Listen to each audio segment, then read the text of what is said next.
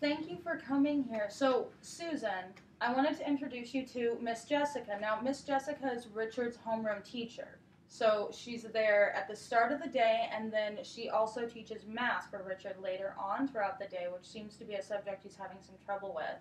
So, thank you so much for meeting with us, Miss Jessica. I really wanted you guys just to connect because from what I was hearing, Susan, it sounds like you had a really good relationship with the staff at the elementary school. Is that correct? Yeah, definitely. Okay, so I really wanted, since there's been a change in schools and it's a whole new faculty, I figured maybe we should just start introducing ourselves, and Miss Jessica is really interested in being able to help Richard through the transition while he's at school. Just wanted to share a few things that have been going on. He's been doing really well in his classes at school. Besides math, he struggled with a little bit. He has problems with his homework delivering to each class, so I've just been taking it in the morning, and then I'll deliver it to each class for him.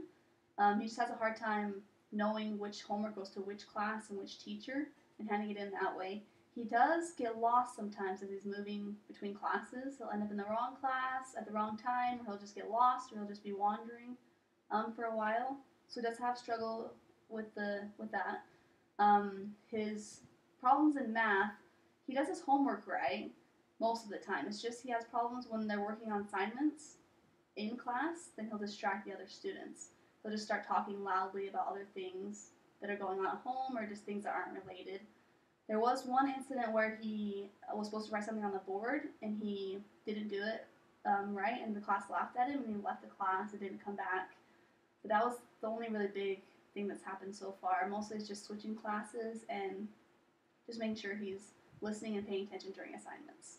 I can see how that could be hard for him because he's so used to schedules, and even in the morning and at bedtime we have routines for him, and he sticks to those pretty well. And in the elementary school he only has one teacher, so he never has to move back and forth from classes. So I can see how the assignments are getting mixed up because he's not used to turning them into different people, and the schedule where he doesn't know where he's going next. But I think once he gets into it and once he understands where he's supposed to go next and he knows maybe a schedule laid out for him, or I don't know, some different ideas for him, then he'll get used to it and he'll be better at it. Okay, so what I'm hearing is a lot of the organization and the executive functioning, which from my experience has been fairly common. So when we have a child with Asperger's, especially someone who's high functioning like Richard, they're able to be in the general classes for the most part with a couple additional resources, which is really what we all want, just for him to be independent and for it to be as least restrictive as possible. When I spoke with you, Susan, there was one thing really concerning regarding Richard's lunch money. Yeah, he said, so he's been coming home hungry, and I tried to talk to him about it, and I said, well, I gave you lunch money, what did you eat for lunch? And he said he didn't eat anything for lunch, so I thought that was kind of weird. And then it took me a few days to get out of him that he's been giving away his money to friends at lunch, which I don't think are actual friends. But to him, they're friends, so he gives them his money and he doesn't eat. Okay.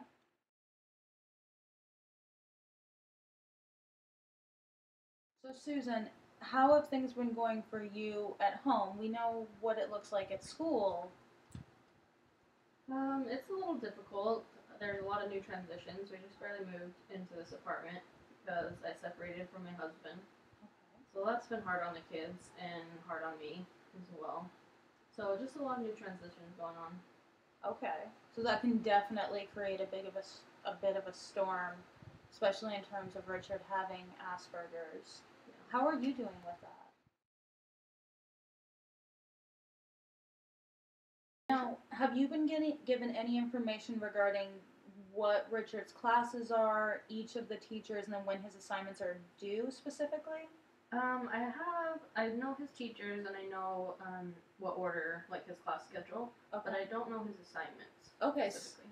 So our school actually has a website where you can log on and you can go through the due dates of all of his assignments, which, well, Richard should definitely be doing that. You having that information quickly and being able to look at it at home without organizing your schedule around whether when teachers are able to call you back might be easier for you to help assist him.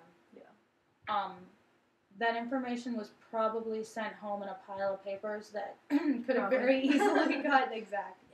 easily gotten lost. I can give you the information at the end of this meeting so we can get that set up, and we can go look at my computer and I'll That show would be you awesome. how to turn it on. And my concern is that I'm hearing that you're passing out his assignments in between teachers, which I completely get why that seems like it's easier for him. It's just if we do that for him, then we're doing a majority of the work and we're not necessarily helping Richard. Is there any way that we could help organize the information? The concern is that if Richard here is turn in your homework, he might necessarily be thinking that he turns in all of his homework, not understanding that it's homework only for your class. Yeah, I know that like flip books or stuff like that is associated a lot of time with like autism and Asperger's. So maybe if we made something like that, that would help him not only get to class, but then also associate his homework with the class in the flip book. I think if we do that, we'll need to write the teacher's name at the top of his assignment. Okay. So he can see next to my flip book, I have this class, and maybe I can help him put his assignments in order before he leaves for the day, so he knows this is assignment goes to this teacher, so they're not all mixed up. Yeah, I'll talk to the other teachers because I know that they make sure he gets his homework and then it's in his backpack. So I'll talk to them and make sure that they're putting their name at the top of it so that they know what homework. So when he gets home, he knows what homework goes where. I think that would be helpful. Now, Richard has a couple friends from elementary school. Is that... Yeah, he has like 2 or 3 that moved with him to the middle school. Okay. Is it possible for us to maybe speak with a couple of those kids? We can speak with Richard too and get some of those names, and maybe we can pair someone up so he's got someone to go to lunch with. Yeah, of course, and I can talk to the other teachers and make sure that they're watching out for that and making sure someone's not taking his lunch money. But then also on the website, you can deposit money into his lunch account without him bringing it to class. Oh, that's new. So that will be something that you can do so he doesn't get it stolen from him because it's important that he is eating. I think that would help a lot. Okay. So, in addition to that, have you ever heard of Autism Speaks? I know it's common for parents to usually find support groups. Have you been able to do that? I haven't yet, and I've heard Autism Speaks, like, just in passing from other parents that have kids with autism or Asperger's, but I haven't really checked it out. I don't really know much about it. Okay, so Autism Speaks, they have a website that you can look at. In my office, I also have a couple pamphlets of information from them. They'll be able to give you a lot of information, and they'll be able to tell you information from a parent's point of view. So what happens at this age is going to be very different than what happens for Richard in a couple years, and how to start planning for that and to know what to expect and things that can help you to both advocate for yourself. And then at this age, it's really a good priority for Richard to start being able to understand autism and being able to understand that he has Asperger's, and that being able to explain that to someone is an easy way to keep someone from reacting negatively to him. To explain what it is, and then this is maybe why I made that conclusion. That can be really helpful for him. And Autism Speaks is an amazing organization that'll be able to give you some good direction. They'll also have some information about local support groups. Okay, that would be helpful. Because it's definitely, you're caring for Richard all the time. I'm under the impression that you're the one who's always stayed home with him. Yeah.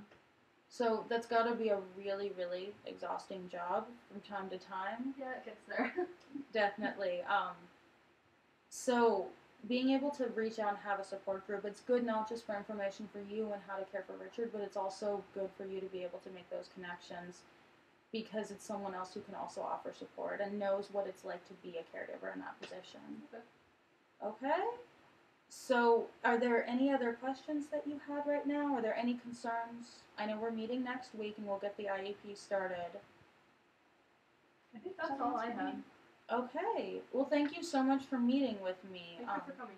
No problem. And then, have you guys been able to exchange information about like emails or something, so you can send questions to Miss Jessica, and Miss Jessica can kind of give you a heads up if something happened during the day? I think I have your email, but Yeah. you probably don't have mine. So I'll send you an email, and then we can communicate back and forth. Okay, that sounds like a plan. That sounds great. Thank you so much. Thank you.